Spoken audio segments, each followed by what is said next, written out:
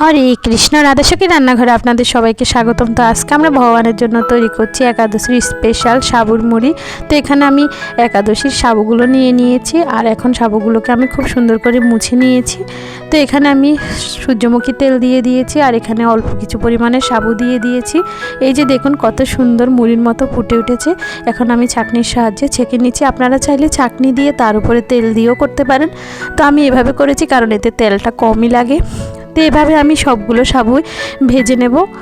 তো আমার ভিডিওগুলো যদি আপনাদের ভালো লাগে অবশ্যই আমার চ্যানেলটি সাবস্ক্রাইব করবেন, লাইক দিবেন, শেয়ার করে নেবেন।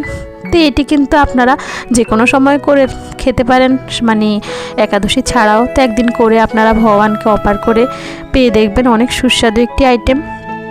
তো এই তেলে আমি এখন এখানে এক মুঠোর মতো বাদামটাও ভেজে নেব, আর বাদামটাও খুব ভালোভাবে লাল লাল করে ভেজে নেব। আর ভেজে নেওয়ার পরে কিন্তু প্রায় তৈরি হয়ে যাবে আমার